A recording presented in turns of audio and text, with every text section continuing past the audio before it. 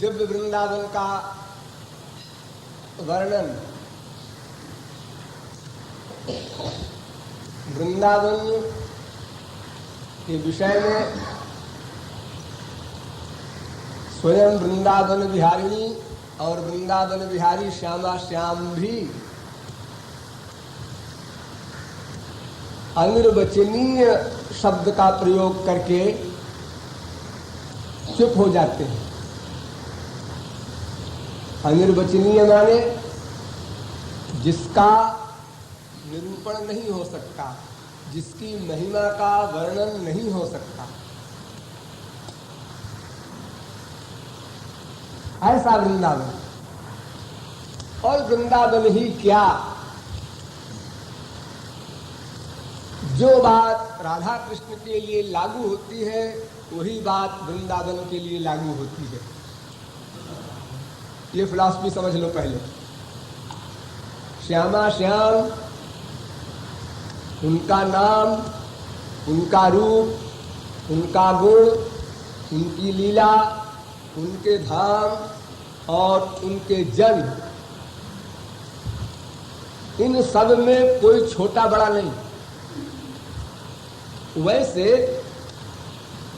इसमें दो चैतन्य आपको प्रतीत होते हैं, श्यामा श्याम और उनके जन महापुरुष। शेष चैतन्य रूप में आपको नहीं प्रतीत होते, भगवान का नाम, रूप, लीला, गुण, धाम। लेकिन इन सब में सबका पूर्ण निवास है, यानी श्यामा श्याम में उनका नाम, उनका रूप, उनका गुण, उनकी लीला, उनके धाम, उनके संत रहते हैं। इसी प्रकार श्यामा श्याम के नाम में श्यामा श्याम, उनका गुण, उनका रूप, उनकी लीला, उनके धाम, उनके संत रहते हैं। इसी प्रकार प्रत्येक में प्रत्येक का पूर्ण निवास है। इसलिए एक के प्रति भी अपराध होगा तो वो सबके प्रति अपराध हो चुका। और यदि इन नामों में, गुणों में, रूपों में, लीलाओं में, धामों में कोई भेदभाव की कल्पना करेगा, छोटे बड़े की कल्पना करेगा, तो यह नामापराध होगा। हाँ, इतना अवश्य है कि इसमें दो जो है हरि हरिजन, इन दोनों में थोड़ा सा अंतर भगवान ने स्वयं बना दिया है कार्य के दृष्टिकोण से, कि कोई जीव डायरेक्ट संबंध हमसे स्थापित नहीं कर सकता, इसलिए हरिजन तो कंपलसरी है।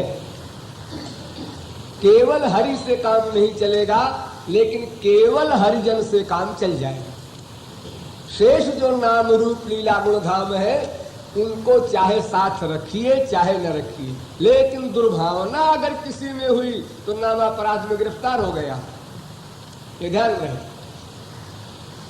वस्तुतः हमें यहाँ पर इतने केवल इशारा करना है कि भगवान के धाम और भगवान में कोई अंतर नहीं। मैंने अभी 2 दिन पहले आपको बताया था, 3-4 दिन पहले, कि भगवान के लोक में, गोलोक में प्रत्येक परमाणु स्वयं श्री कृष्ण बनते हैं। वहाँ की पृथ्वी भी श्री कृष्ण बनते हैं, वहाँ का जल भी, वहाँ का तेज भी, वहाँ का वायु भी, वहाँ का आकाश भी, सब स्वयं श्री कृष्ण है। श्री कृष्ण के समान है मत कहो। जैसे यहाँ पर पृथ्वी अलग तत्व है, जल अलग तत्व है, तेज अलग तत्व है, ऐसा गोलोक में नहीं है। स्वयं श्री कृष्ण ही सब कुछ बनते हैं और इन सबके कंबाइंड मिक्सचर का नाम वृंदावन है।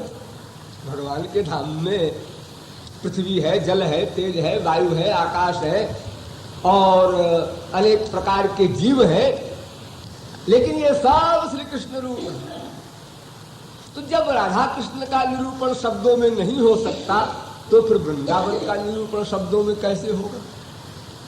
जब राधा कृष्ण अपना निरूपण नहीं कर सके, स्वयं वेद के वक्ता बने, भगवान ने स्वयं अपने मुख से वेद को प्रकट किया, और जब ऋचाओं ने भगवान से पूछा, आप अपने बारे में बताइए। तो भगवान ने कहा, नेत्य नेत्य स्थूल मनणु, यानी मैं क्या हूं ये मैं बता नहीं सकता शब्दों में, क्योंकि शब्द जो है उनकी गति बहुत थोड़ी दूर तक होती है, शब्द की पहुंच बहुत थोड़ी दूर तक है। फिर प्राकृत शब्द से कोई क्या बताएगा, जब दिव्य शब्दों की गति नहीं है वहां तक वेदवाणी की, तो फिर प्राकृत शब्द में भगवान या महापुरुष आपको क्या समझाएगा, सब जगह आ लगा देगा। अज्ञेय, अनिर्वचनीय, अदृष्ट, अव्यवहार्य, अलक्षण, अचिंत्य, क्योंकि जितना मैटर आपके पास इंद्रिय मन बुद्धि का है सब मटीरियल है, प्राकृतिक। न आपकी बुद्धि समझ सकती है और ना कोई वक्ता उस अनंत महिमा को शब्दों में बांध सकता है। इसलिए कृपालु भी पहले जवाब दे देता है कि जाकी महिमा वर्णी न जाए। अनिर्वचनीय शब्द का ये शब्दार्थ है महिमा वर्णी न जाए। तदपि कहे बिनु रहा न कोई, जीव को ईश्वर की ओर ले जाने के लिए कुछ आधार बनाना पड़ता है महापुरुषों को। जीव को कुछ समझाने के लिए उसको प्रतिबिंब कहो, आभास कहो, प्रतिनिधि कहो, कुछ हद तक अनिर्वचनीय का भी निर्वचन किया गया है, सभी महापुरुषों ने किया है। और न करें यदि वो, तो फिर हमारे लिए कोई आधार ही न रह जाए, हम कैसे ईश्वर की ओर बढ़ेंगे। तो सब यही कह देंगे चुप, ईश्वर माने चुप, ईश्वर के धाम माने चुप, ये प्रश्न मत करो, क्या कोई उत्तर नहीं है। अगर वास्तविक बात कोई करे तो यूँ कहना चाहिए, राधा कृष्ण के बारे में आप कुछ बताइए, चुप। क्या मतलब? मतलब प्रश्न गलत है, प्रश्न गलत है। क्यों?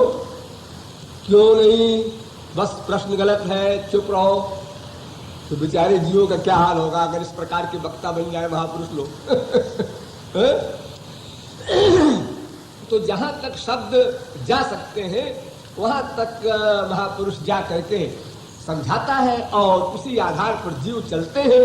फिर जब आगे बढ़ जाएंगे तो फिर धीरे धीरे सब उनकी समझ में आता जाएगा, अनुभव गम्य विषय फिर हो जाएगा, शब्द गम्य नहीं रह जाएगा। अस्तु, जब सभी ने कुछ न कुछ वृंदावन की महिमा के बारे में बताया है तो कृपालु कहता है हम भी बताएंगे।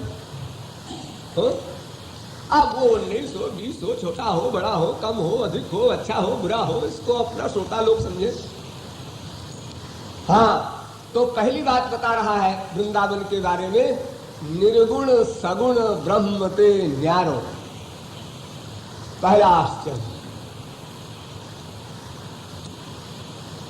द्वारेयो ब्रह्मणो रूपे वेद में कहा गया कि भगवान के दो रूप, एक निर्गुण एक सगुण, निर्विशेष सविशेष, निराकार साकार।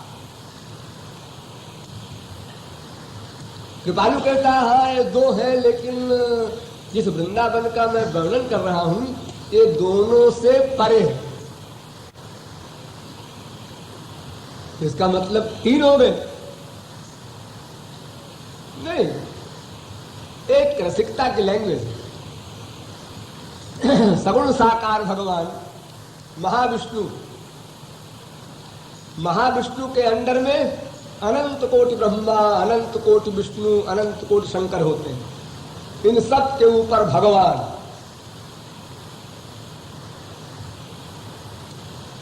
लेकिन भगवान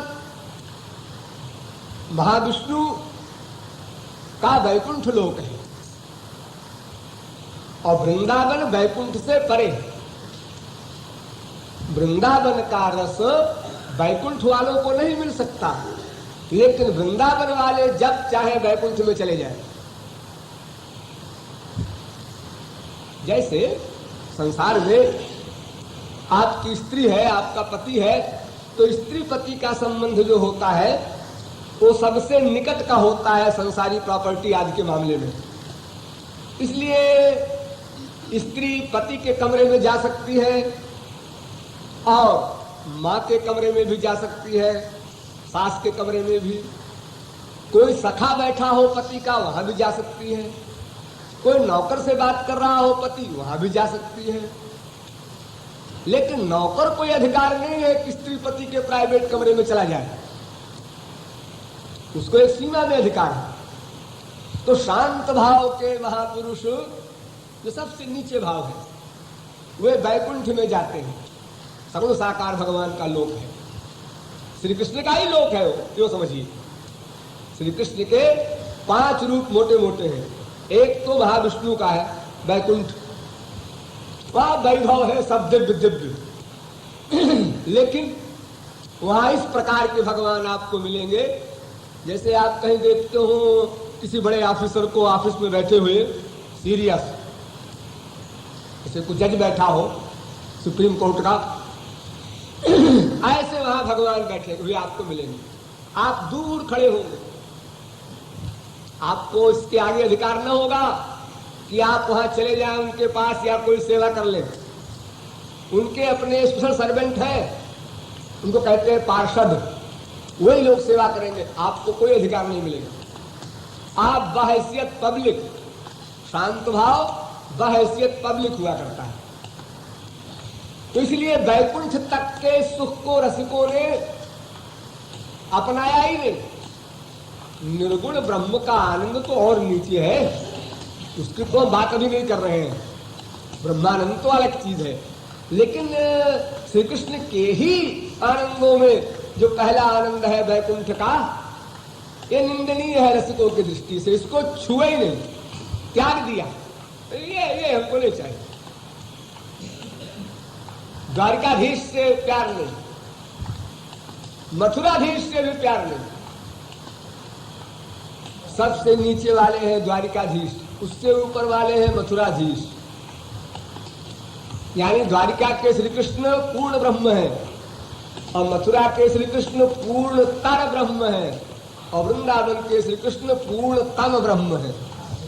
यानी जैसे आप संसार में कहते हैं ये अच्छा है, बहुत अच्छा है, सबसे अच्छा, गुड, बेटर, बेस्ट, जिसे आप इंग्लिश में कहते हैं, इस तरह से मथुरा का रस सबसे छोटा, उससे ऊंचा है द्वारिका का, उससे ऊंचा है मथुरा का रस। उसमें थोड़ा सा रस है, लेकिन उसमें भी मिक्सचर है ऐश्वर्य का। और द्वारिका में प्योर ऐश्वर्य है और वृंदावन में प्योर रस, केवल रस ही रस है। क्योंकि वहां दास्य भाव, सख्य भाव, वात्सल्य भाव, माधुर्य भाव, ये 4 रस ही केवल वृंदावन में है। भगवान को अपना स्वामी मानना सबसे नीचे का रस, भगवान को अपना सखा मानना ये उससे ऊंचा रस, भगवान को अपना बेटा मानना ये उससे ऊंचा रस, भगवान को अपना प्रियतम मानना ये सबसे ऊंचा रस। तो सगुण ब्रह्म का रस माने वैकुंठ का रस, इससे न्यारा है वृंदावन, अलग है। सगुण ब्रह्म के रस से यानी ऐश्वर्य के रस से वो रस अलग है। इसलिए जो बड़े बड़े रसिक हुए हैं हमारे यहाँ संसार में या भारतवर्ष में, उनकी वाणी जब आप पढ़ेंगे तो भगवान के ऐश्वर्य का वर्णन न पाएंगे कहीं। जो श्री कृष्ण ने ऐश्वर्य का काम किया भी, उसको सुन के या पढ़कर मुंह बिचका देते हैं रसिक लोग। साधारण लोगों को बड़ा उसमें रस मिलता है। भगवान ने एक उंगली के नाखून पर गोवर्धन पहाड़ उठा लिया, कमाल हो गया। रसिक लोग कहते हैं तो गधों काम है पहाड़ उठाना, एक कोई रस है, पहाड़ उठा लिया। अरे भगवान की इच्छा से अनंत ब्रह्मांड चल रहा है, एक पहाड़ उठा लिया, बड़ा कमाल किया। रावण ने कैलाश उठा लिया, तो कौन सा कमाल है बड़ा भाई? शेषनाग सारी पृथ्वी को उठाए बैठे, एक अब बच्चों की बात है, इसमें कोई इंटरेस्ट नहीं। अरे दिव्य रूप से उन्होंने अर्जुन को विराट रूप दिखाया, यशोदा मैया को विराट रूप दिखाया, उत्तम मुनि को विराट रूप दिखाया, तमाम लोगों को दिखाया। लेकिन जिसको दिखाया वही कहता है बस बस बस महाराज कृपा करो, हमें नहीं चाहिए। सख्य भाव का महापुरुष अर्जुन वो कहता बस बस भर पाए हम। तुमने तो कहा था कि मेरा रूप देखने के लिए तुमने प्रार्थना की थी कि महाराज आप भगवान हैं, जरा अपना रूप दिखा दीजिए। तो मैंने तुझको दिखाया, इतनी तो मेहनत किया, मैंने दिव्य दृष्टि दिया, और अब तो कहता है महाराज में डर लग रहा है, डर लग रहा है, शरीर कांपने लगा। गांडी उधारी अर्जुन महापुरुष का। आप लोग जितने बैठे हैं सबका इमीडिएटली हार्ट फेल हो जाए। अगर यहाँ विराट रूप दिखा दिया जाए दिव्य दृष्टि देकर भी, तो भी नहीं देख सकते। अरे भाई क्या इंटरेस्ट है? अनंत कोटि मुख, एक एक मुख से अनंत सूर्य की ज्वालाएं निकल रही हैं। क्या इंटरेस्ट होगा आपको देखने से? अरे आपकी बीवी और बेटा और बापे जब विराट रूप दिखा देते हैं तो आप नहीं देखना चाहते, भाग खड़े होते हैं। और अगर ये विराट रूप आप देखेंगे तो आपको क्या इंटरेस्ट आएगा और आप क्या कैसे पसंद करेंगे? ठीक है भगवान बड़े अच्छे हैं, आप ऐसे रहिए।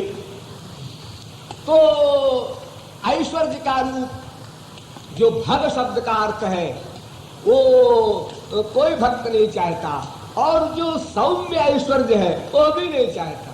गंभीर बैठे हैं जी, देखने वाले बोर होते हैं। हाँ?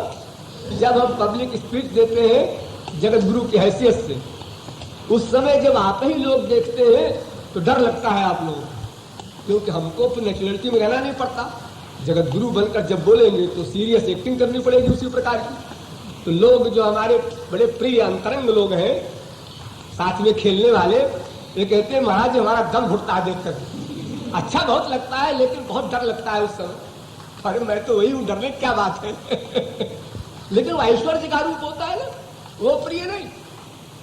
वो हमारा बाप हो, माँ हो, पति हो, कोई हो। अभी आप अपने अपने पतियों को जाकर देखें ऑफिस में, वो भले ही एक मामूली सा ऑफिसर हो, लेकिन जैसी एक्टिंग से उसको वहां बैठना पड़ता है, अगर चोरी चोरी आप देखें तो आप बोर हो जाएंगे। भी बड़ी मुसीबत है। तो भाई नौकरी है तो करने पड़ता है। क्लर्क में बैठा है वैसे अकड़ के सीरियस, और बड़े से बड़ा ऑफिसर वो सब नकल करते हैं दूसरे की। तो क्या करें बेचारे? वहां ऐसे बैठना पड़ता है, ऐसे काम करना पड़ता है, ऐसे बोलना पड़ता है। तो ये चार भाव, दास्य, सख्य, वात्सल्य, माधुर्य, इन चार भावों का वृंदावन है। और सच पूछा जाए तो वृंदावन केवल माधुर्य भाव का है।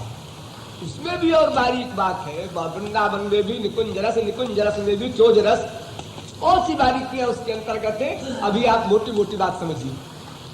हाँ, तो निर्गुण ब्रह्म यानी ब्रह्मद्रव, ब्रह्मानंद ज्ञानियों का, उससे परे है वृंदावन का रस। अब ब्रह्मानंद का ही निरूपण नहीं हो सकता है। जब ये स्थिति है वेदों के द्वारा, उसी को कह दिया अनिर्वचनीय। ब्रह्मानंद कैसा है? अनिर्वचनीय, निरूपण नहीं हो सकता।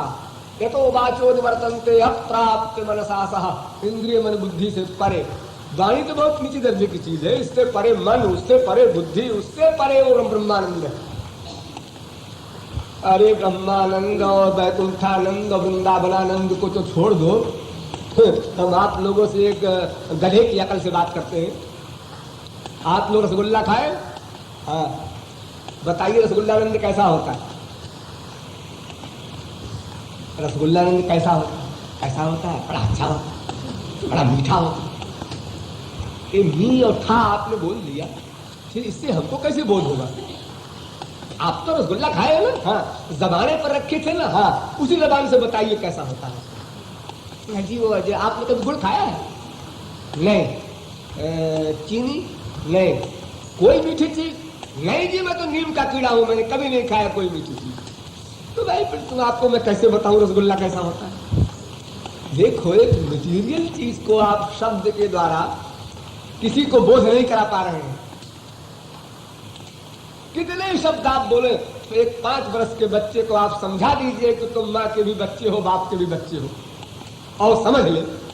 सारी दुनिया के फिलॉसफर इकट्ठे हो जाए, वो समझ ही नहीं सकता, काम दोष से अपरिचित है। वो कहेगा मैं माँ का भी लड़का हूं, बाप का भी हूं, ये कैसे हो सकता? मेरा कोई एक होगा। तो क्योंकि वो अनुभव रहित है, इसलिए जब तक उस क्लास का अनुभव न हो जाएगा तब तक वाणी से निरूपण हो ही नहीं सकता।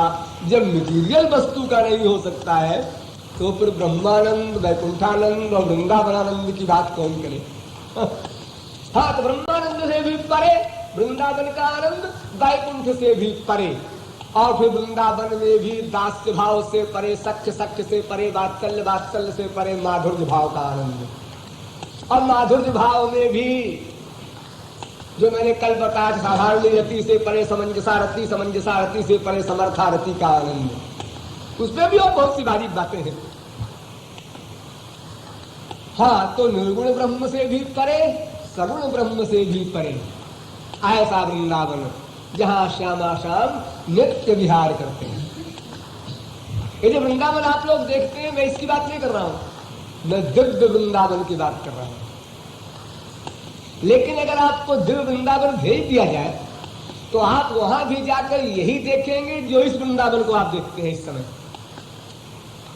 अगर आपके सामने श्री कृष्ण आवे तो आप उनको माइक देखेंगे, उनका धाम अगर आपको मिल जाए वो भी माइक दिखाई पड़ेगा, उनका जन्म मिल जाएगा वो भी माइक दिखाई पड़ेगा, क्योंकि आपकी आंखें माइक।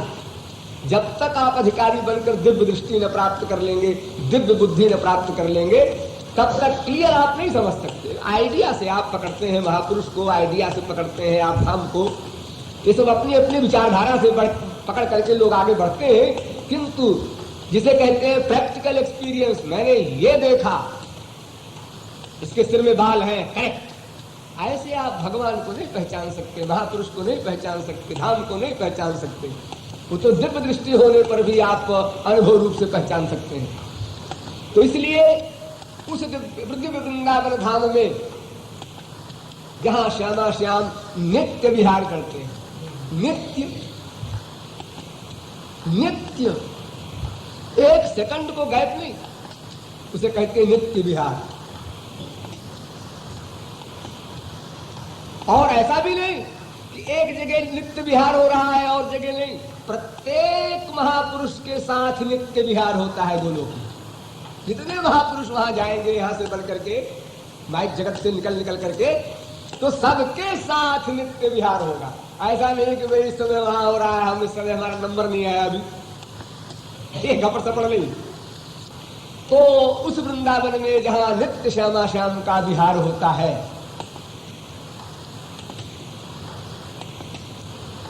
और उसका जो रस बरसता है, उस रस को स्वयं महाविष्णु ने जब देखा तो अपना रस उनको इतना फीका लगा कि अपना वैकुंठ छोड़ करके क्षीर सागर में सांप के ऊपर जाकर बेचारे सो गए, मियां बीवी दोनों। लज्जा के मारे, बड़ा वैभव कोई देखता है तो शर्म लगती है ना, कि मुझको लोग भगवान कहते हैं, अनंत ब्रह्मांड का मैं प्रेसिडेंट हूं, मेरे अंदर में अनंत ब्रह्मा, अनंत विष्णु, अनंत शंकर गवर्नर्स हैं, राज्यपाल है, मैं सुप्रीम पावर कहलाता हूं। लेकिन रस नहीं है मेरे यहाँ जो रस वृंदावन में बरसता है। देखो तो वहां का रस, सब चीज उल्टी हो रही है, क्योंकि वहां महाविष्णु सम्राट बनकर नहीं रहते, दास बनकर रहते हैं। यानी श्री कृष्ण वृंदावन में दास बनकर रहते हैं और वैकुंठ में स्वामी बनकर के रहते हैं। एकदम चेंज हो गया, बुरे दिन आ गए। कहा तो अनंत ब्रह्मा विष्णु शंकर वेदों के द्वारा स्तुति कर रहे हैं महाविष्णु की, इंद्र वरुण कुबेर जमराट की गिनती नहीं। और कहा एक बुरे दिन आ गए कि अकड़ गवार सखा लोग भी उनको घोड़ा बना रहे हैं। सत्य भाव में दुर्दशा हो रही है, फिर वात्सल्य भाव में यशोदा मैया डंडे बरसा रही है, फिर माधुर्य भाव में तो फिर क्या बात है, आप जानते ही क्या क्या गति हुई है ठाकुर जी। वो पीछा करते हैं गोपी का, प्यार कर ले, क्या करता है लफंगा कहीं का, चल हमारे पीछे से, ये डांट पड़ती है, फिर भी लगे पीछे पीछे। तेरी डांट बड़ी मीठी लगती है, क्या बेहया है, इसको डांटने से भी शर्म नहीं आती, तो क्या करें। आज जो इस बेहयाई पर तुल जाए कि बलिहारी कहा सुनी सुनी गाड़ी री, गाली सुन सुनकर तो कहता है बलिहारी बहुत मीठी लगी। ये वेद की स्तुति वैकुंठ में सुनते सुनते बोर हो गए, इसलिए अब ये गाली सुनने में बड़ा आनंद आ रहा है। ठीक भी है, उसे तो मिठाई सबको पसंद है, लेकिन अगर किसी को दिन रात मिठाई में बिठा दिया जाए, नीचे मिठाई, ऊपर मिठाई, पूरब मिठाई, पश्चिम मिठाई, उत्तर मिठाई, दक्षिण मिठाई, अंदर मिठाई, बाहर मिठाई, तो वो क्या कहेगा, अरे मर गए हम लोग, तो नमकीन लाओ भाई। अरे आधा शेर मिठाई में आप नमकीन का स्मरण करते हैं।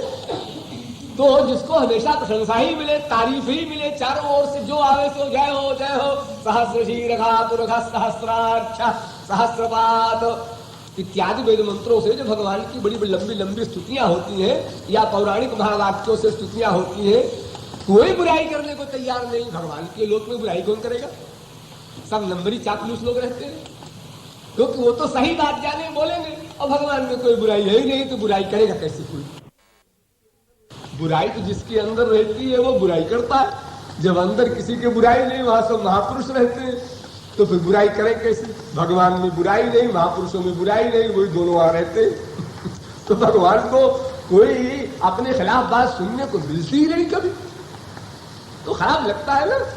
कभी कभी वो भी इच्छा होती है। निरंतर ऊंचाई पर ही बैठते बैठते आप लोगों को वैसे तो अच्छा लगता होगा कि हम भी बैठते गद्दी पर महाराज जी, लेकिन अगर आप लोग यहाँ बैठ जाएं तो यहाँ बैठने पर इतनी ठंडक में और एक कपड़े के ऊपर तो आपको अंगाई आती है। अगर यहाँ आपको बिठा दिया जाए तो फिर सब लोग मिलके में नहीं जगा सकते आप। फिर आपको, और फिर ये आजादी साथ में हो कि भाई कोई बोल नहीं सकता, महाराज जी सो रहे हैं, खबरदार, किसी की हिम्मत नहीं बोलिए, आराम करने दो। अगर आप महाराज जी बनेंगे तो कौन बोलेगा भला? महाराज जी के नीचे बैठ जाएंगे। तो इस प्रकार इच्छा तो सबको होती है, लेकिन अगर हमेशा के लिए वो सीट मिल जाए तो फिर स्वाभाविक रूप से उसके विचार होता है कभी हम भी ऐसा करें। तो भगवान ने भी सोचा कि हमेशा तारीफ मिलती है, इसलिए अब हमको कुछ गाली वाली मिले ब्रज में आकर के, तो फिर रस मिले, विशेषता उसकी हो। और वो गाली ऐसी नहीं जैसे गाली दुर्भावना से होती है, वो गाली तो भगवान को मृत्युलोक से मिलती है रोज, क्योंकि यहाँ भी तो रहते हैं, नोट करते हैं ना हमारे हृदय में बैठकर। जैसे वैकुंठ में स्वामी बनकर रहते हैं, ऐसे ही हमारे हृदय में स्वामी बन करके हमारे आइडियाज नोट करते हैं। तो उसे नोट करने में तो सभी जीव गाली देते ही है, कौन नहीं देगा भला? लेकिन अपने प्रेमियों की गाली में जो उनको रस है, सूरदास का एक कथानक है। सूरदास की बीवी ने कहा, क्यों जी, मैं तुमसे एक बात पूछती हूँ। प्राइवेट कमरे में पूछा। पति वेश्या के यहां से जब लौटा तो पैर वैर दबाते हुए पूछा कि क्यों जी, वो वेश्या जहां आप जाते हैं मैंने देखा है, सुंदरता में हमसे आगे नहीं, गुण में आगे नहीं, किसी चीज में आगे नहीं हमसे, फिर तुम उसके लिए इतने क्यों परेशान रहते हो? और मैं इतना तुम्हारे लिए करती हूँ, मेरे से तुम्हारा प्यार नहीं। उन्होंने कहा, हाँ तुम करती हो, सम्मान पूर्वक वो गाली दे के बात करती है। क्यों रे, आज जल्दी आ गया तू बेशरम? तो वो जो गाली दे के बात करती है ना, वो गाली बड़ी मीठी लगती है, इसलिए वहां जाता है। देखो शौक, देखो अपना अपना। तो भगवान को अपने प्रेमी की गाली पसंद है, खाली गाली नहीं। खाली गाली तो नोट हो जाएगी, दंड मिलेगा, ध्यान रखना नहीं, गाली देना शुरू कर दो सब लोग। ये तो भगवत प्राप्त महापुरुषों के क्लास की बातें हैं, नकल न करना उसकी। वही चीज चिंतन करने के लिए भगवत प्राप्ति करा दे, और वही चीज नकल करने से अनंत कोट काल के लिए नरक दिला दे। नकल नहीं करना है रसिकों की और भगवान की, हमको उसका चिंतन करके उसमें दिव्यता का भाव समझ करके और मन का अटैचमेंट करना है। स्वयं अगर तुम रसिक की सीट ले लेना चाहो पहले ही पहल, तो जो कुछ साधना की सीट है वो भी छिन जाएगी, और तुम ऐसे गिरोगे कि 100 करोड़ महापुरुष तुमको नहीं उठा सकते थे। इसलिए ऐसी बात मत सोच लेना कहीं। ब्रज में ऐसे बहुत से नासमझ भोले साधक हैं जो वहां पहुंचे और जरा यहाँ वहां की महावाणी है वो सुनी, बस महारसिक बन गए और लंबी लंबी बातें बघारने लगे, ऊटपटांग बोलने लगे राधा कृष्ण को, कहीं महात्माओं को, और कह दिया रसिकता की बातें हैं। ये सब नकल से, एक्टिंग से काम नहीं चलेगा जब तक कि आपकी अंतरंग स्थिति उस क्लास पर न पहुंचे। अभी तो बहुत दूर मामला है वो।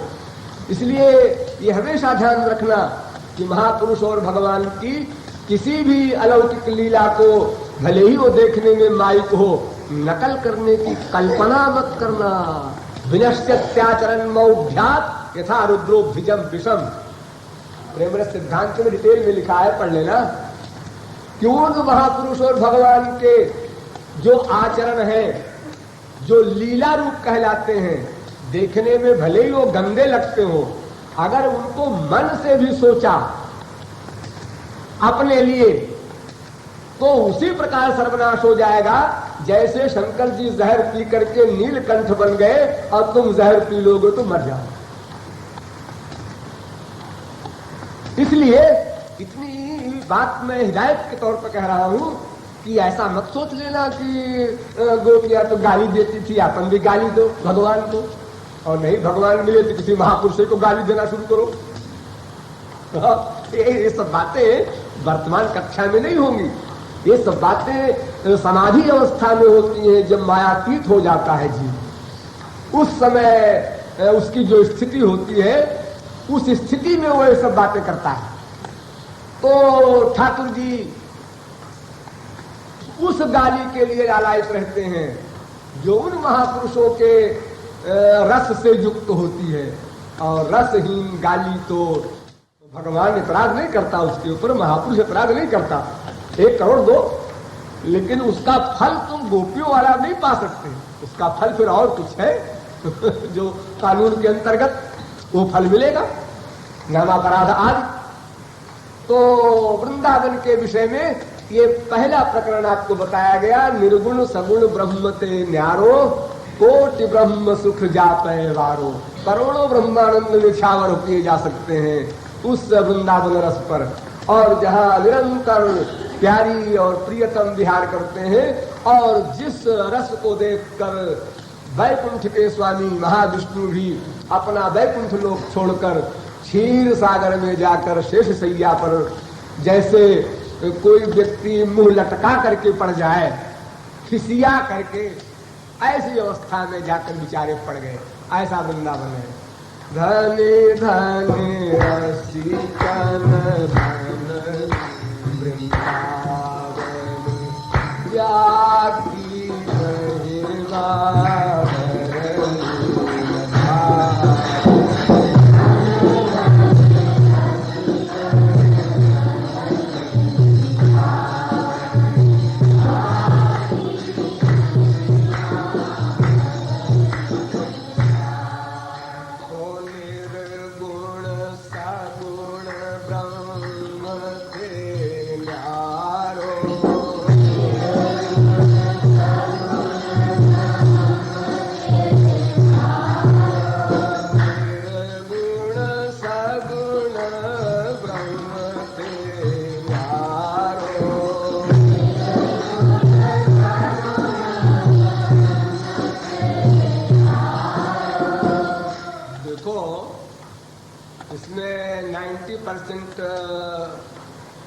लोग शिक्षित हैं और 50% से ऊपर तो ग्रेजुएट हैं, लेकिन कोई ब्रह्म नहीं बोल पाता।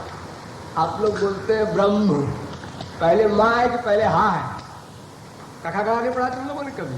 पहले हा बोला करो, ब्रह्म। ब्रह्म नहीं, निर्गुण सगुण ब्रह्म थे नारो।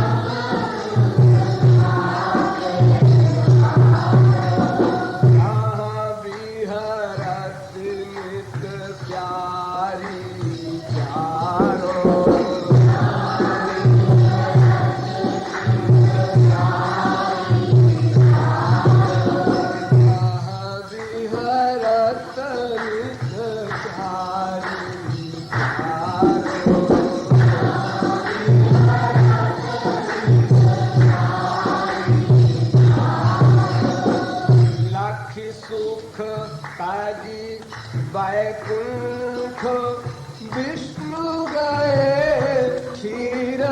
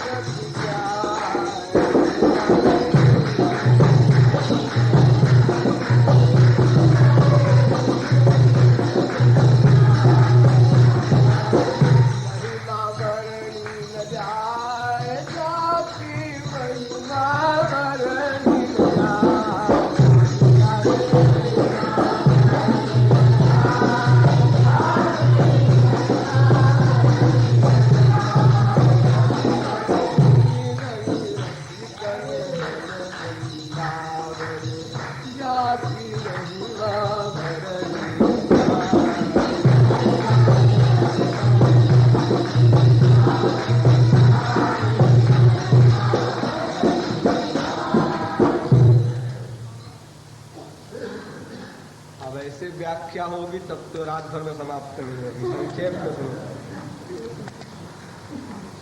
इस वृंदावन में बड़े बड़े परमहंस जनकादिक सनकादिक जो निर्गुण निर्विशेष निराकार ब्रह्मानंद को प्राप्त कर चुके हैं और उसमें भी जो नित्य सिद्ध जीवन मुक्त परमहंस हैं, ऐसे परमहंस इस वृंदावन में आए हैं।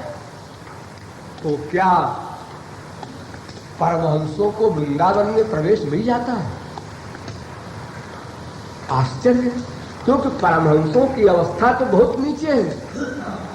बहुत ध्यान से समझो, परमहंसों के लिए तो ये माइक जगत से परे एक ब्रह्मद्रव है, बस वही रहते हो।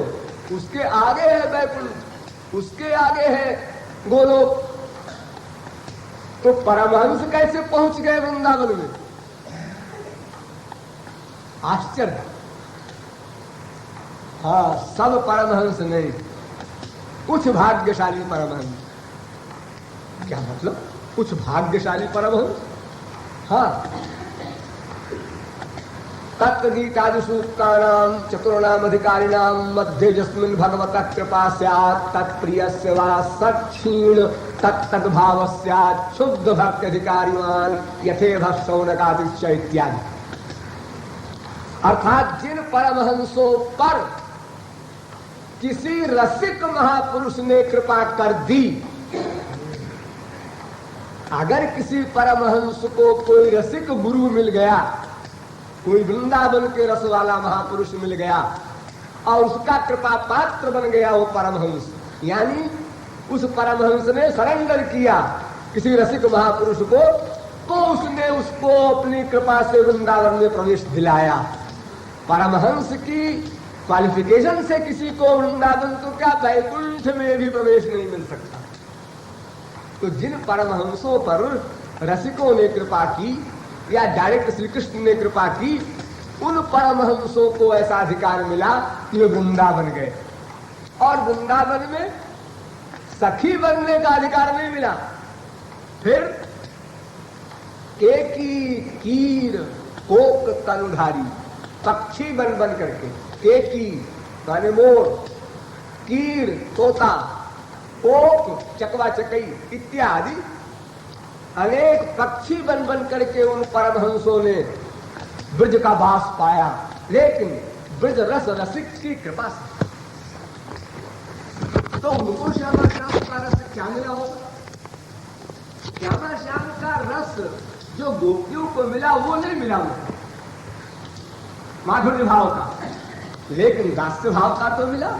दूर से देखा, पेड़ पर बैठे हैं पक्षी बन करके, नीचे श्यामा श्याम आए, उनका जो भी लीला विलास हुआ वो सब देख करके आंखों से आनंद के आंसू बहा रहे हैं। ये देखने को तो मिला, वो तो बेचारे देखने से ही वंचित थे, क्योंकि परमहंस लोग तो ब्रह्म को निराकार रूप में मानते हैं ना, इसलिए उनको ब्रह्म का दर्शन साकार रूप में हो ही नहीं सकता, क्योंकि उनका जो अंतःकरण है वो मार देते हैं, उसको मूर्छित करके निवृत्त कर देते हैं। जब अंतःकरण ही नहीं रहा तो फिर क्या देखना, क्या सुनना, क्या सूंघना, क्या रस लेना, क्या स्पर्श करना, क्या सोचना, क्या जानना? ये तो पूरी मशीनें उनकी ठप हो गई। ये तो फिर से जिलाया गया, फिर से मरे हुए मन को फिर जिंदा किया गया, इंद्रियों को फिर जिंदा किया गया, उनको दिव्य रूप दिया गया। तब रसिक कृपा से वे लोग ये केकी कीर को तनुधारी हो करके वृंदावन पहुंचे। ऐसा वृंदावन, और वहां समाधि और माधि भूल गए, क्योंकि समाधि का जो रस है वो बहुत ही स्वल्प है। समाधि में जो रस है वो यही रस है कि जगत का रस नहीं मिला, जगत का रस नहीं मिला, ईश्वर का रस भी नहीं मिला, स्वयं रस रूप हो गया। देखो इतनी चीजें होती है, मोटी मोटी समझ लो। एक तो संसार का रस मिला और ईश्वर का रस नहीं मिला। एक तो ये हो गया जो आप लोगों को मिलता है, संसार का रस मिला, ईश्वर का नहीं मिला। नंबर 2, संसार का रस भी नहीं मिला, ईश्वर का रस भी नहीं मिला। ऐसा कैसे होगा जी?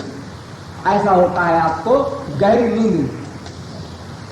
जब गहरी नींद आती है आप लोगों को, तो आप न कुछ देखने का सुख पाते हैं, न सुनने का, न सूंघने का, न रस देने का, न स्पर्श करने का, न सोचने का। गहरी नींद में आप कुछ वर्क नहीं करते।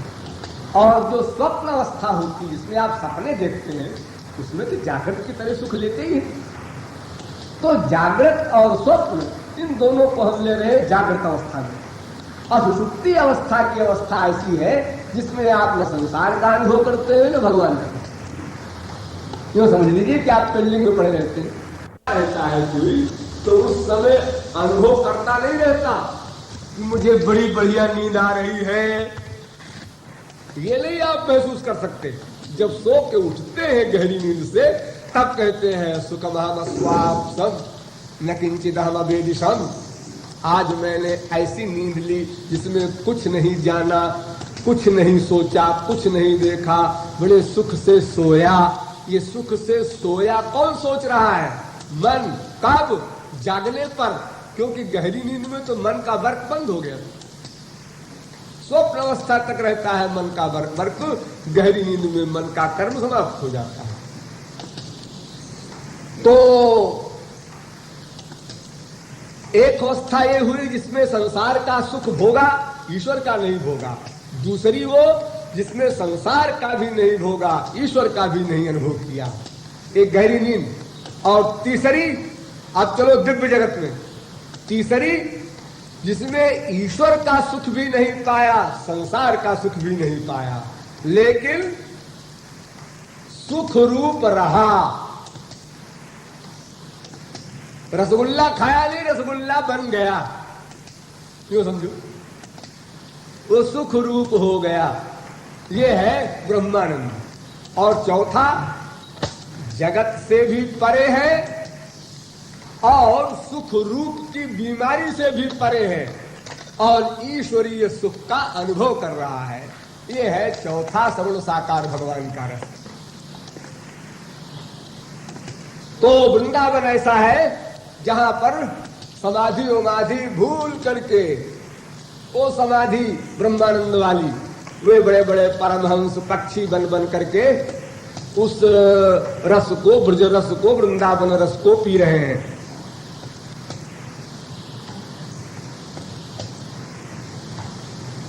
क्या रस बरस रहा है? निकुंज रस, श्यामा श्याम का सबसे अंतरंग रस जो लता कुंज में होता है, क्योंकि वो पक्षी बने हैं तो लता कुंज में ही वे रहते हैं। इसलिए लता कुंज की जो भी लीलाएं होती हैं सखियों के साथ या ठाकुर जी के साथ या किशोरी जी के साथ, सब का रस वे परमहंस लोग ले रहे हैं दूर दूर से। बस चुपचाप चोरी चोरी आंखों से आनंद के आंसू बहते हैं। बस बोल सकते हैं, बोलने की परमिशन है, विभोर होकर के, जैसे भक्त अपनी, मनुष्य भक्त अपनी आवाज में बोलता है, अनेक प्रकार की आवाजें करता है, किलकारियां मारता है, ऐसे वे पक्षी भी आनंद विभोर होकर के बोलते हैं, लेकिन वे श्यामा श्याम की लीला में डिस्टर्ब नहीं करते और वो स्वयं लीला में शरीक नहीं हो सकते। इतना सौभाग्य मिल गया, यही क्या कम है। धनी धनी रसिकन धन वृंदावन जाकी महिमा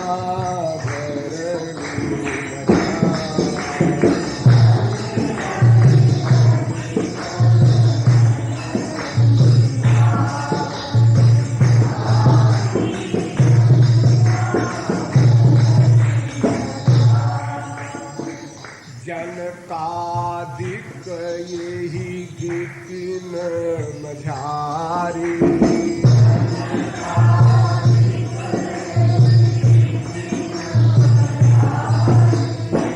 जनकादिक यही गिपिन मझारी।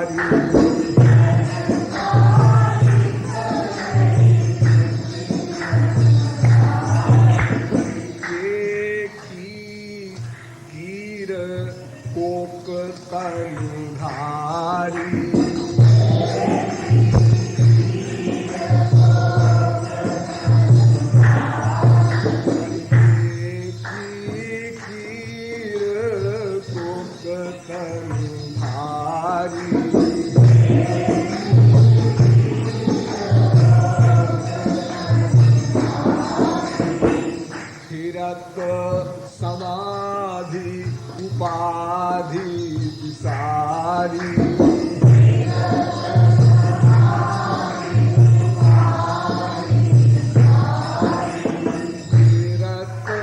समाधि उपाधि विसारी